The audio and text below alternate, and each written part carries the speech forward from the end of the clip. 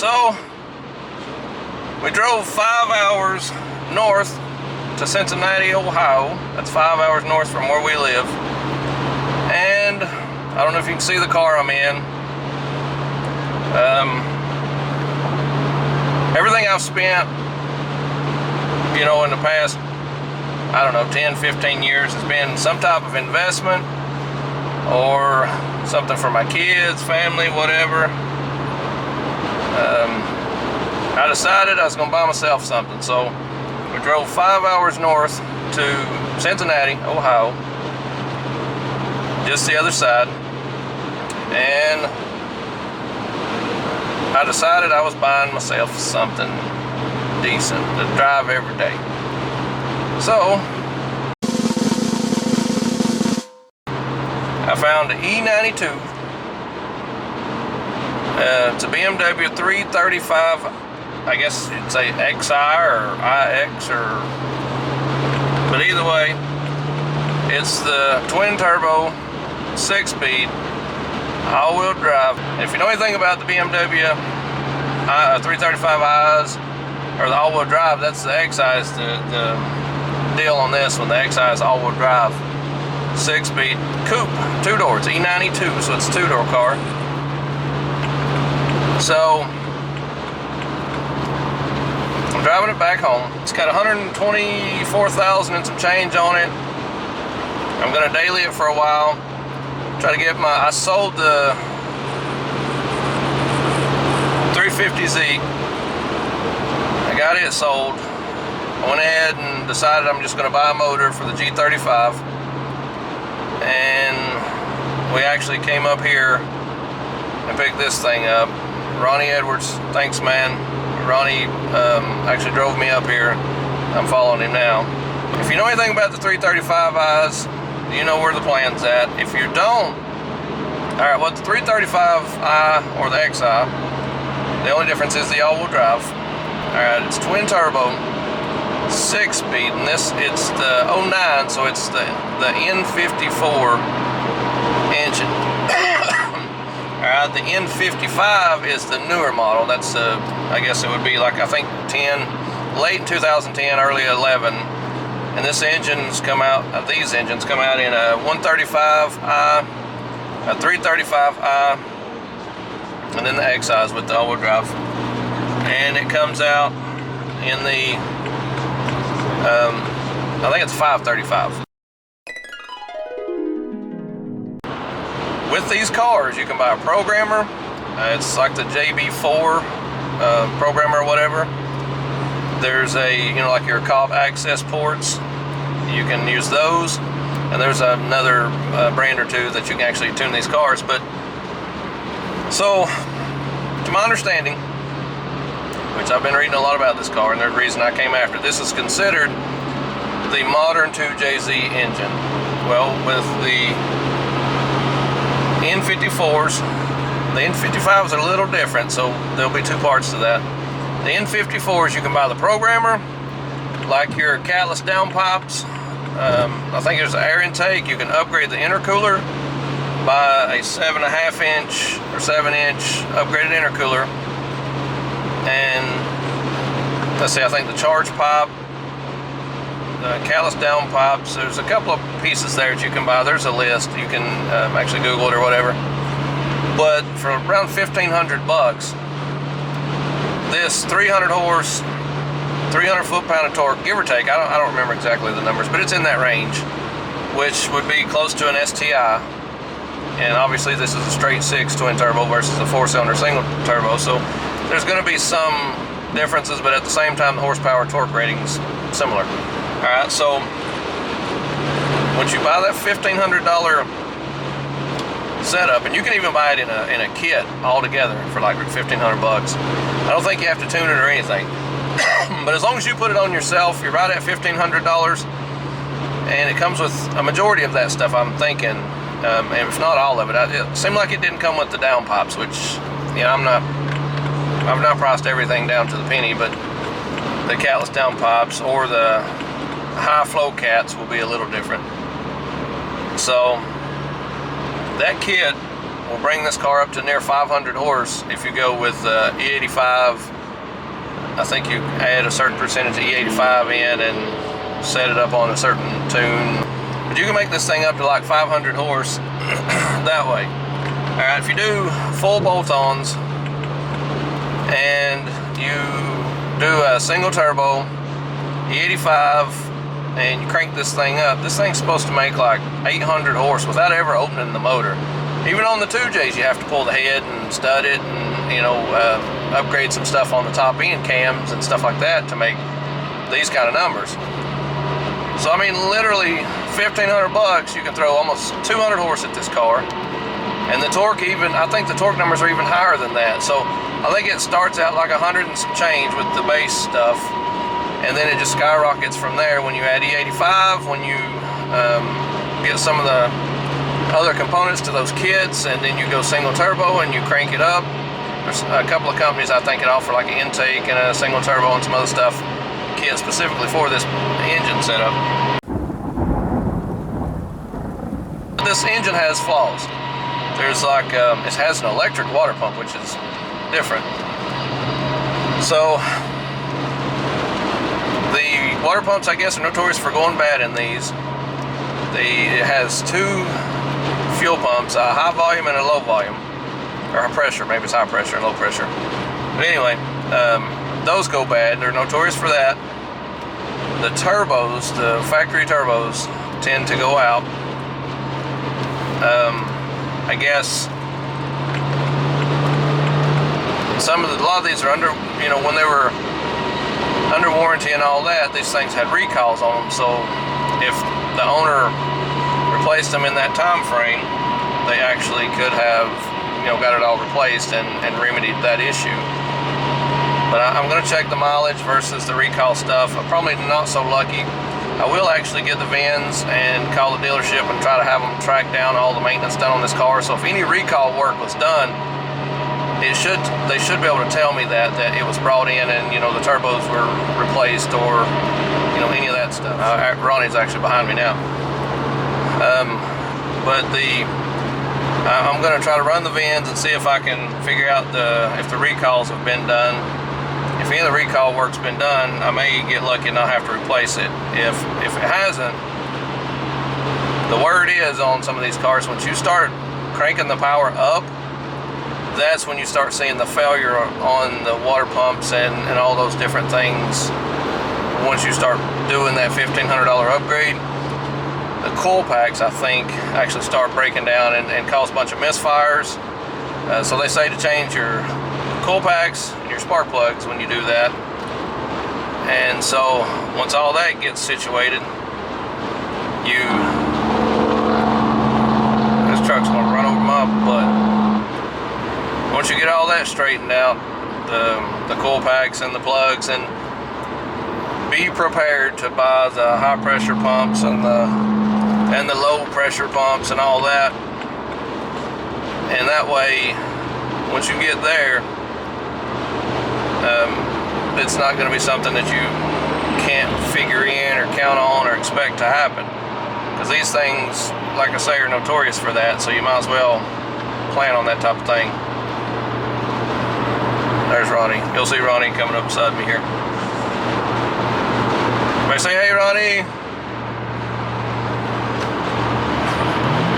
But yeah, Ronnie Edwards, I'll admit that helped me a ton by, you know, driving me up here and stuff. It's hard for me to, like, my son's at school and all that stuff, and it's hard to just walk away and have somebody drive 5 hours and get me where I'm going to get a car, you know. But yeah, so anyway, I don't even know where I was at. Oh, on these cars, so there's some things like oil leaks, like the valve covers, because the engines lay sideways. They're notorious for valve cover leaks on the back side because of the angle of the engine, the way they lay back. So if you buy one, look for oil in that spot. Keep in mind, there's several things these engines can do that will actually cost money, especially when you start cranking them up. That water pump, the coil packs, the fuel pumps, there was some other stuff, maybe a couple of hoses on the front of the engine that get brittle once they've been heated up. And I think that on this car, I think in the charge pipe, the plastic charge pipe where the turbo comes through the intercooler back up to the intake, and these are plastic intakes, so when you start making boost, you have to watch those too. So, you know, it's not, this engine's not a perfect setup. In theory, you know, it's still cheaper than a lot of your builds, and you know, with the power. All right, so you gotta, you know, kind of plan it out. A lot of people will say maintenance it first before you actually start, you know, cranking it up. But again, what I'm gonna do is research it and run the VINs and check all that, see if the water pump's been replaced with the recall, or the turbos, or any of the other things I've mentioned. If any of that stuff's been replaced, it's less likely to happen once they've been replaced.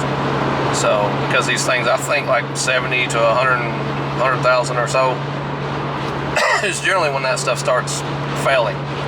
Again, you start cranking up the boost and all that, you start running into those problems. You start kind of forcing them to happen.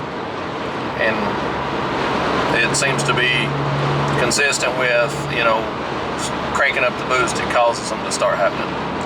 So that's the N54, which is the one I have. It's an E92 BMW 335i XI. They make it in just a rear-wheel drive. They make it automatic, 6-speed automatic, I think it is. And those, I'm pretty sure the transmissions are pretty solid up to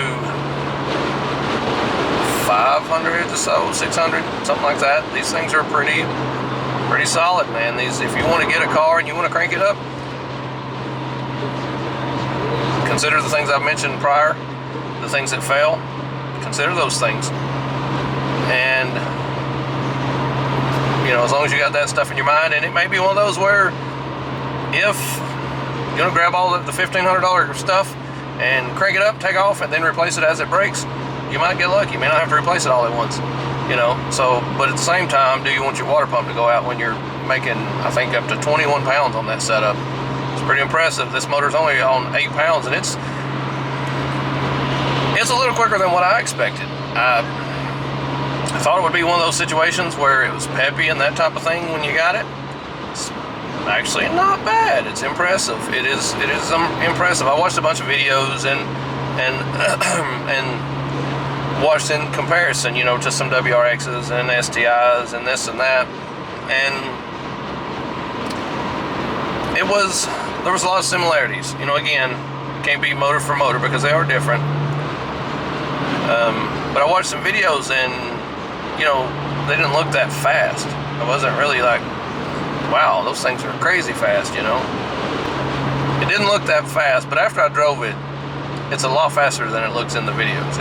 It's not crazy fast, but it's pretty peppy for, I mean, it's not bad. I mean, it's really not. It's impressive, you know. It's a pretty solid car, you know, like it comes. So if you work like me, I don't plan on doing all the upgrades right out of the gate. You know, I just needed a daily and something that had some future to it, you know. But that's where I'm at with this car. So, all right, we'll talk about the N55s here in a second. To my understanding, the N55 still has its own flaws and a couple things there, but it doesn't have as many issues as the N54.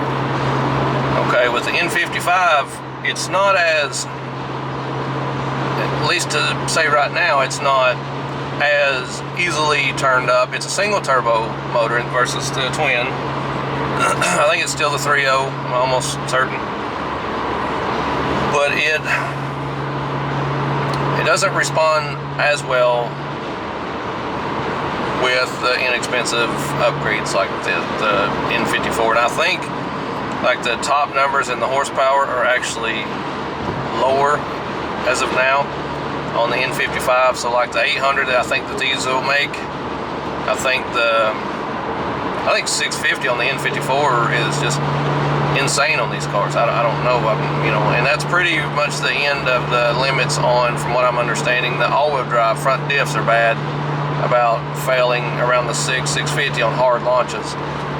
So you have to watch in an aggressive tire or trying to take it to the drag strip and, you know, hard launches there. That's where you end up having a problem with your front diff. But anyway, the N55 is way more dependable. It's less overall problems.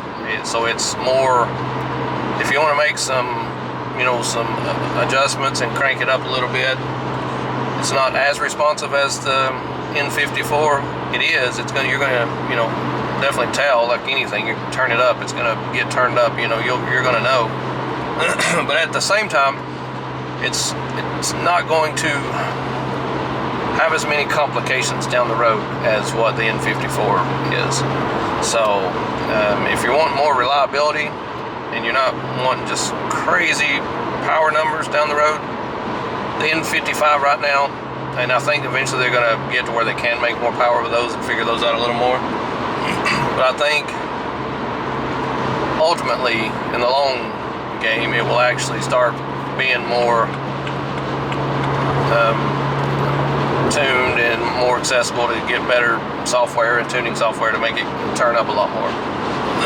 Well, on the N55s, it's definitely more reliable overall. So that's really, if you want that reliability, you want to try to get into the 2000 late 10s and I think 11, somewhere right in there is where the N55 starts. So you definitely want to make a decision if you decide you're going to go into this realm of BMW 335s.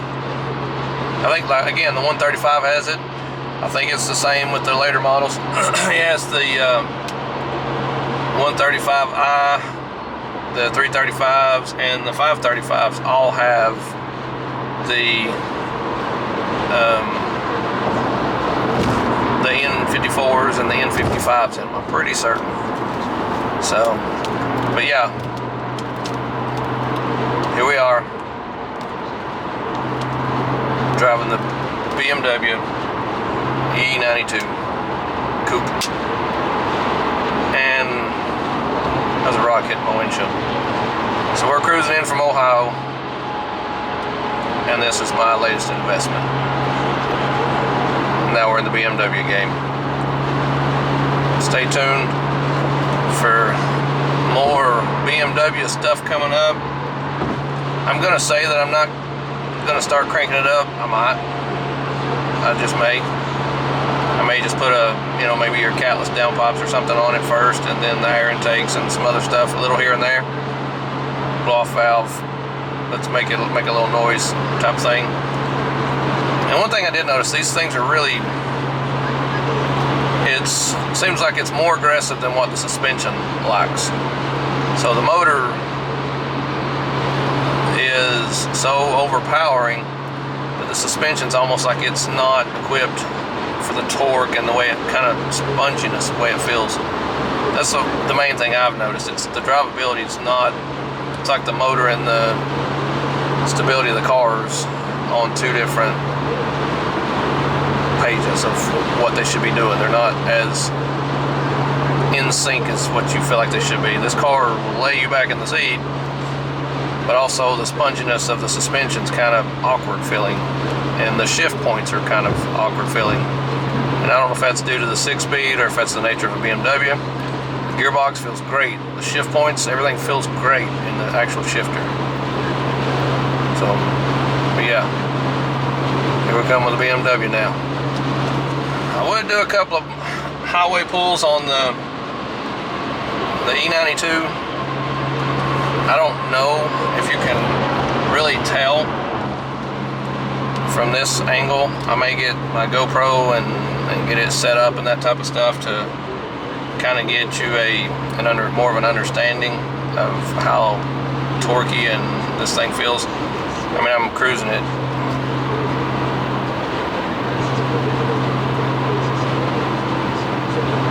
The speed limit. But yeah, I mean, I'm at 2,500 RPM, 6th gear, cruising the speed limit ish. But it's, I mean, I'm in 6th gear, and then once the spool comes in, that's above the speed limit. Need to slow her down there. That was in 6th gear, just accelerating to 4 grand. It's almost 100. You know, that's just a, you know, a little bit of, you know, boost coming in. And again, like, you know, these things, they tweak up to 20-something pounds once you start cranking them up. And this thing's still stock. I mean, there's nothing aftermarket on this car except for the charge pipe, and it's one of the hard charge pipes, and it's probably been replaced because these are bad about breaking. And if it's cracked and somebody was going to replace it, it's probably cheaper to replace it with an aftermarket aluminum type charge pipe. And so this one has been changed in the boots, but it looks like a cheaper brand, so I don't think it's nothing fantastic. But I think that is the only thing that's been changed on this car. Factory wheels, factory suspension, factory interior, nothing's changed inside the car. Just everyday, everything else, nothing's been altered, changed. There was a hose, the guy, when we bought it, or I bought it, one of the top radiator hoses, I guess they're bad about leaking too. And that guy had just fixed that before I had picked it up. It was leaking. He found it leaking. And you knock $500 off for the windshield's got a crack in it, so I have to get it changed. But I mean, knock $500 off. I mean, it should be enough. But you knock $500 off once we got there and figured that out. But it's a pretty solid car, man. I really believe that. If you're looking for something sporty, comfortable, the seats are super comfortable. But one thing I did notice is they are a hair overpriced according to book value. It seems to be consistent across the board on these cars. So like if it's for $10,000, this car might only book for close to $7,000. I mean, I know I get that it's you know, more than just a hair, but I've seen several that way. But like this one, I might have overpaid $1,000 total. You know, I gave a deposit on top of, you know, when the bank cut the difference, but I paid $1,000 deposit to hold the car for me because he had another buyer. So, but yeah, you can tell that these things are, once you start shopping in your bank, you get the value of them, seem to be just a hair overpriced. So keep that in mind on these BMW 335i's. Are they worth it? We don't know yet. We're getting to that part. We're trying to find out. We're going to get it home. I'm going to probably go home and order some parts. It's hard to say no sometimes.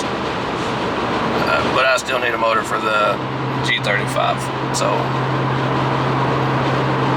yeah, I got to watch what I'm buying here. Getting to a point where I'm too many projects, too much going on. We'll see what we come up with. Maybe we'll G35 it. Maybe we'll do both. I don't know what we'll do. Stay tuned. We'll find out pretty soon, in a couple of days maybe. But alright, I'll get some outside exterior videos and stuff once we get settled in and give you an idea of what we're looking at on this car.